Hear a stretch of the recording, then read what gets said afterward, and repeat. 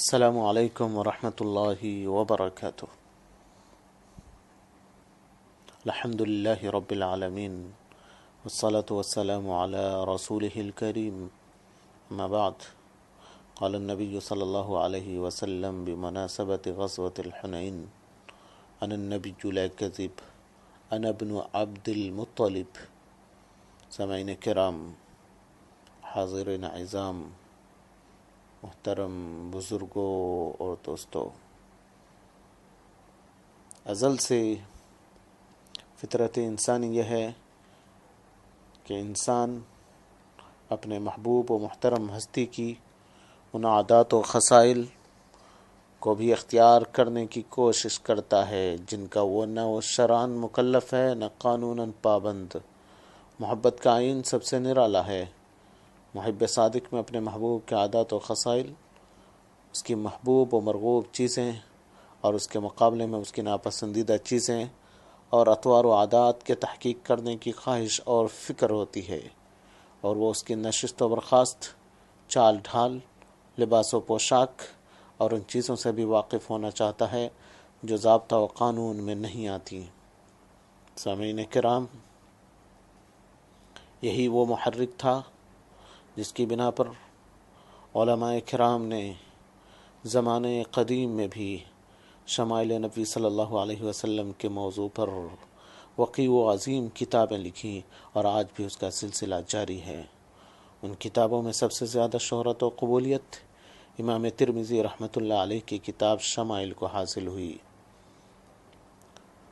اسی کتاب سے مختصراً شمائل نبوی صلی اللہ علیہ وسلم پیش کرنے جا رہا ہوں۔ سامعین کرام، رسول اکرم صلی اللہ علیہ وسلم جب چلتے تو ایسا معلوم ہوتا کہ گویا نشیب میں اتر رہے ہیں۔ جب کسی کی طرف توجہ فرماتے تو پورے بدن سے پھر کر توجہ فرماتے۔ آپ صلی اللہ علیہ وسلم کی نظر نیچی رہتی تھی، آپ کی نگاہ بنسبت آسمان کے زمین کی طرف زیادہ رہتی تھی۔ آپ کی عادت شریفہ عموماً گوشے چشم سے دیکھنے کی تھی۔ چلنے میں آپ صحابہ کرام کو اپنے آگے کر دیتے تھے اور آپ پیچھے رہ جاتے تھے، جس سے ملتے سلام کرنے میں خود ابتدا فرماتے۔ آپ صلی اللہ علیہ وسلم کے بال نصف کانوں تک تھے، اور ان پٹوں سے جو کان کی لو تک ہوا کرتے ہیں زیادہ تھے، اور ان سے کم تھے جو مونڈھوں تک ہوتے ہیں، یعنی نہ زیادہ لمبے تھے نہ چھوٹے بلکہ متوسط درجہ کے۔ سامعین کرام، آپ صلی اللہ علیہ وسلم مانگ بھی نکالی ہے۔ سر مبارک میں کثرت سے تیل استعمال فرماتے تھے اور بکثرت داڑھی میں کنگھی کرتے۔ جب وضو فرماتے یا کنگھی کرتے یا پاپوش کو عزت بخشتے تو داہنی طرف سے ابتدا کرنا پسند فرماتے۔ آپ صلی اللہ علیہ وسلم کے پاس ایک سرمدانی تھی جس سے ہر رات کو 3 بار ایک آنکھ میں اور 3 بار دوسری آنکھ میں سرما لگایا کرتے تھے۔ لباس میں کرتا سب سے زیادہ پسند تھا۔ جب کوئی نیا کپڑا پہنتے تو اظہار مسرت کے طور پر اس کا نام لیتے۔ مثلاً اللہ تعالیٰ نے یہ کرتا مرحمت فرمایا ہے، ایسے ہی عمامہ، چادر وغیرہ پھر یہ دعا فرماتے: اللہم لک الحمد کما کسوتنی، اسألک خیرہ و خیر ما صنع لہ، واعوذ بک من شرہ و شر ما صنع لہ۔ یا اللہ، تیرے ہی لیے تمام تعریفیں ہیں اور اس کے پہنانے میں تیرا ہی شکریہ ہے، تیرا ہی شکر ہے۔ یا اللہ، تجھی سے اس کپڑے کی بھلائی چاہتا ہوں اور ان مقاصد کی خوبی چاہتا ہوں جن کے لیے کپڑا بنایا گیا، اور اس کے شر سے اور ان مقاصد کے شر سے جن کے لیے بنایا گیا تیری پناہ چاہتا ہوں۔ اور فرماتے کہ سفید کپڑوں کو اختیار کیا کرو، سفید کپڑا ہی زندگی کی حالت میں پہننا چاہیے، اور سفید ہی کپڑوں میں مردوں کو دفن کرنا چاہیے، یہ بہترین لباسوں میں سے ہے۔ نجاشی نے آپ صلی اللہ علیہ وسلم کی خدمت میں 2 سیاہ سادے موزے بھیجے۔ آپ نے ان کو پہنا اور وضو کے بعد ان پر مسح بھی فرمایا، اور ایسے ہی جوتوں میں نماز پڑھی جن میں دوسرا چمڑا سلا ہوا تھا، اور یہ فرماتے کہ ایک جوتا پہن کر کوئی نہ چلے، یہ دونوں پہن کر چلے یا دونوں نکال دے، بائیں ہاتھ سے کھانے یا صرف ایک جوتا پہن کر چلنے سے آپ صلی اللہ علیہ وسلم منع فرماتے تھے اور فرماتے جوتا پہنو تو پہلے دائنا پیر ڈالو اور اتارو تو پہلے بایاں پیر نکالو۔ آپ صلی اللہ علیہ وسلم نے دائنے ہاتھ میں انگوٹھی پہنی ہے اور ایک انگوٹھی بنائی جس کا نقش یہ تھا محمد ایک سطر میں، رسول دوسری سطر میں اور اللہ تیسری سطر میں، اور جب بیت الخلا جاتے تو انگوٹھی اتار دیتے تھے۔ سامعین کرام، آپ صلی اللہ علیہ وسلم فتح مکہ کے موقع پر جب مکہ مکرمہ میں داخل ہوئے تو سر پر سیاہ امامہ تھا۔ امامہ جب باندھتے تو اس کا شملہ دونوں مونڈھوں کے درمیان ڈال لیتے۔ حضرت عبید بن خالد المحاربی رضی اللہ تعالیٰ عنہ کہتے ہیں کہ میں مدینہ منورہ میں ایک مرتبہ جا رہا تھا کہ میں نے ایک شخص کو اپنے پیچھے سے یہ کہتے سنا کہ لنگی اوپر کو اٹھاؤ۔ میں نے کہنے والے کی طرف متوجہ ہو کر دیکھا تو آپ علیہ الصلوۃ والسلام تھے۔ میں نے عرض کیا کہ حضور یہ ایک معمولی سی چدریہ ہے، اس میں کیا تکبر ہو سکتا ہے؟ آپ صلی اللہ علیہ وسلم نے فرمایا تمہارے لیے میرا اسوہ نہیں ہے؟ میں نے آپ صلی اللہ علیہ وسلم کے ارشاد پر آپ کی انگلی کو دیکھا تو آدھی پنڈلیوں تک تھی۔ سامعین کرام، حاضرین عظام، بزرگوں اور دوستوں، آپ صلی اللہ علیہ وسلم ٹیک لگا کر نہیں کھاتے تھے اور فرماتے تھے کہ میں ٹیک لگا کر نہیں کھاتا، اور کھانے سے فراغت پر 3 مرتبہ اپنی انگلیاں چاٹتے تھے۔ آپ صلی اللہ علیہ وسلم نے نہ کبھی کھانا چوکی پر تناول فرمایا، نہ چھوٹی تشتریوں میں، اور نہ کبھی آپ صلی اللہ علیہ وسلم کے لیے پتلی روٹیاں چپاتی کی طرح پکائی گئیں۔ حضرت قتادہ رضی اللہ تعالیٰ عنہ سے پوچھا گیا کہ پھر کھانا کس چیز پر رکھ کر تناول فرماتے تھے؟ انہوں نے جواب دیا کہ یہی چمڑے کے دسترخوان پر آپ کو کدو لوکی مرغوب تھی، اور حلوہ اور شہد بھی مرغوب خاطر تھا۔ گوشت میں دست کا گوشت پسند کرتے۔ حضرت عائشہ رضی اللہ تعالیٰ عنہ فرماتی ہیں کہ یہ بات نہیں تھی کہ دست کا گوشت آپ کو سب سے زیادہ پسند ہو، بلکہ آپ کو کبھی کبھی گوشت میسر آتا تھا اور یہ جلدی گل جاتا ہے، اس لیے یہ پسند تھا تاکہ جلدی سے فارغ ہو کر اپنے مشاغل عالیہ میں مصروف ہوں، اور اسی طرح آپ صلی اللہ علیہ وسلم کو ہانڈی اور پیالہ کا بچا ہوا کھانا مرغوب تھا۔ سامعین کرام، آپ صلی اللہ علیہ وسلم فرماتے تھے کہ جو شخص بغیر خدا کا نام لیے کھانا کھاتا ہے اس کے ساتھ شیطان شریک ہوتا ہے، اور یہ بھی فرمایا اگر کوئی کھانا شروع کر دے اور بسم اللہ کہنا بھول جائے تو یوں کہہ لے بسم اللہ اولہ و آخرہ، اللہ کے نام سے اس کے شروع میں بھی اور آخر میں بھی۔ کھانے سے فراغت پر آپ صلی اللہ علیہ وسلم فرماتے تھے الحمدللہ الذی اطعمنا وسقانا وجعلنا من المسلمین، اور جب سامنے سے دسترخوان اٹھا دیا جاتا تو فرماتے ہیں الحمدللہ حمدا کثیرا طیبا مبارکا فیہ غیر مودع ولا مستغنا عنہ ربنا۔ اللہ تعالیٰ کی بہت اچھی اور بابرکت حمد ہے، وہ اللہ جس سے نہ بے نیاز ہوا جا سکتا ہے، نہ اس کو خیر بات کہا جا سکتا ہے، وہ ہمارا پروردگار ہے۔ سامعین کرام، اور فرماتے کہ اللہ تعالیٰ اس سے خوش ہوتا ہے کہ بندہ کچھ کھائے اور کچھ پیے تو اس پر اللہ کی حمد و ثنا کرے۔ آپ صلی اللہ علیہ وسلم کو سب سے زیادہ پسندیدہ مشروب ٹھنڈا اور میٹھا پانی تھا، اور فرماتے ہیں کھانے اور پانی کا بدل دودھ کی طرح کوئی چیز نہیں۔ آپ صلی اللہ علیہ وسلم نے زمزم کھڑے ہو کر پیا اور پانی 3 سانس میں نوش فرماتے تھے۔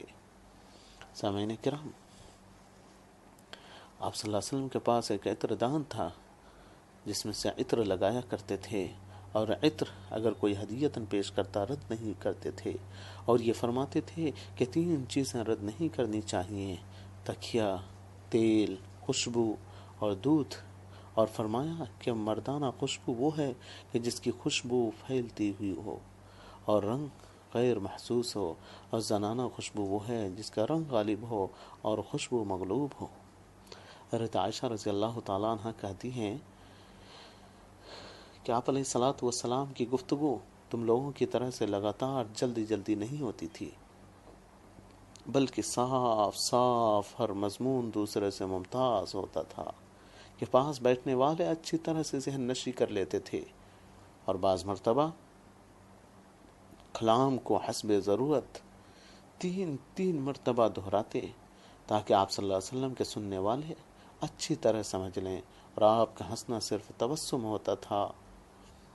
سامعین کرام، عبداللہ ابن حارث رضی اللہ تعالیٰ عنہ کہتے ہیں کہ میں نے حضور صلی اللہ علیہ وسلم سے زیادہ تبسم کرنے والا نہیں دیکھا، اور بعض اوقات آپ صلی اللہ علیہ وسلم اس طرح بھی ہنسے کہ دندان مبارک ظاہر ہو گئے۔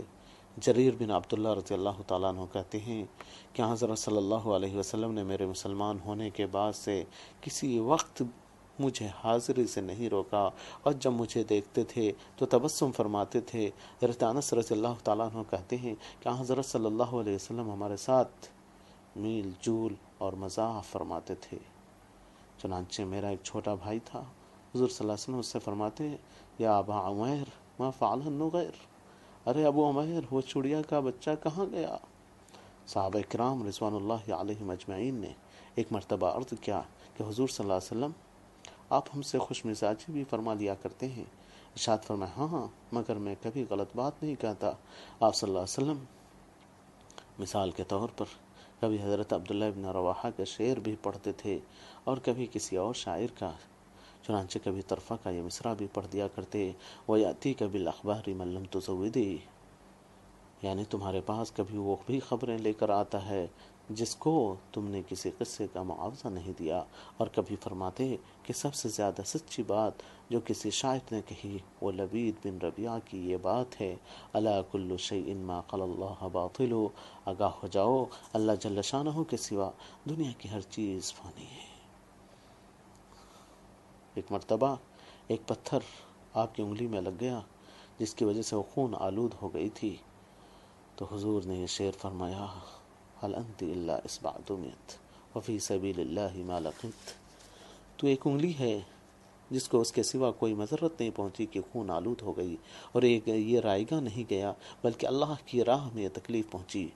اور جنگ حنین کے موقع پر جو ہم نے خطبے میں کہا، اس موقع پر آپ یہ رجز پڑھ رہے تھے، انا النبی لا کذب انا ابن عبد المطلب، میں بلا شک و شبہ نبی ہوں اور میں عبد المطلب کی اولاد ہوں۔ آپ نے شعر پڑھنے کی اجازت بھی فرمائی اور اس پر انعام بھی دیا اور اس کو پسند بھی فرمایا۔ محترم بزرگوں اور دوستوں، حضرت جابر بن سمرہ رضی اللہ تعالی عنہ کہتے ہیں کہ آپ صلی اللہ علیہ وسلم کی خدمت میں 100 سے زیادہ مجلسوں میں بیٹھا ہوں جن میں صحابہ کرام اشعار پڑھتے تھے اور جاہلیت کے زمانے کے قصے اور واقعات نقل کرتے تھے، اور آپ صلی اللہ علیہ وسلم ان کو روکتے نہیں تھے، خاموشی سے سنتے تھے، بلکہ کبھی کبھی ان کے ساتھ تبسم بھی فرماتے تھے۔ حضرت حسان بن ثابت رضی اللہ تعالیٰ عنہ کے لیے مسجد میں ممبر رکھوایا کرتے تھے تاکہ اس پر کھڑے ہو کر حضور صلی اللہ علیہ وسلم کی تعریف میں مدحیہ اشعار پڑھیں اور آپ کی طرف سے مدافعت کریں، اور یہ بھی فرماتے تھے کہ حق جل شانہ روح القدس کے ذریعے حسان کی مدد فرماتے ہیں جب تک وہ دین کی طرف سے دفاع یا رسول اللہ صلی اللہ علیہ وسلم کی طرف سے جواب دیتے رہیں، اور جب آپ آرام فرمانے کا ارادہ فرماتے تو داہنا ہاتھ اپنے دائیں رخسار کے نیچے رکھ لیتے اور پھر فرماتے رب قنی عذابک یوم تبعث عبادک۔ یہ آپ کے سونے کا طریقہ تھا محترم۔ اے میرے رب، جب تو اپنے بندوں کو اٹھائے گا تو اپنے عذاب سے مجھے محفوظ رکھنا۔ اسی طرح آپ صلی اللہ علیہ وسلم جب بستر پر تشریف لے جاتے تو فرماتے اللہم بسمک اموت و احیا، یہ سونے کی دعا ہے، یا اللہ آپ ہی کے نام پر میں مروں اور زندہ رہوں، یا اللہ آپ ہی کے نام پر میں مروں اور زندہ رہوں۔ جب آپ صلی اللہ علیہ وسلم نیند سے بیدار ہوتے تو یہ دعا فرماتے الحمدللہ الذی احیانا بعد ما اماتنا والیہ النشور۔ ہم تمام کو یہ سب دعائیں پڑھنی چاہیے۔ اس کا ترجمہ ہے، اس خدا کی تمام تعریفیں ہیں جس نے مارنے کے بعد ہم کو جلایا اور اسی کی طرف اٹھ کر جانا ہے۔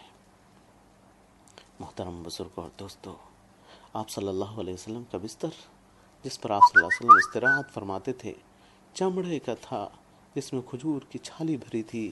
آپ صلی اللہ علیہ وسلم مریض کی عیادت کرتے اور جنازہ میں شریک ہوتے تھے، غلام کی بھی دعوت قبول فرماتے۔ آپ صلی اللہ علیہ وسلم نے ایک پرانے پالان پر سوار ہو کر حج فرمایا، جس پر ایک کپڑا پڑا ہوا تھا جو 4 درہم کا بھی نہیں ہوگا، اور فرماتے کہ اگر مجھے بکری کا ایک پیر بھی دیا جائے تو میں قبول کر لوں، اور اس کی دعوت کی جائے تو میں ضرور جاؤں۔ اور آپ کی عادت شریفہ تھی کہ ناگوار بات کو رو در رو منع نہیں فرماتے تھے۔ آپ صلی اللہ علیہ وسلم ہدیہ قبول فرماتے اور اس میں بدلہ بھی دیتے تھے۔ شرم و حیا میں آپ صلی اللہ علیہ وسلم اس کنواری لڑکی سے بھی زیادہ جو اپنے پردہ میں ہو بہت بڑھے ہوئے تھے، بہت زیادہ شرمندہ۔ اور جب کوئی بات ناگوار خاطر ہوتی تو چہرہ سے فوراً پہچان لی جاتی۔ یہ آپ صلی اللہ علیہ وسلم کا اخلاق کریمہ تھا۔ آپ صلی اللہ علیہ وسلم اس طرح زندگی گزارتے تھے۔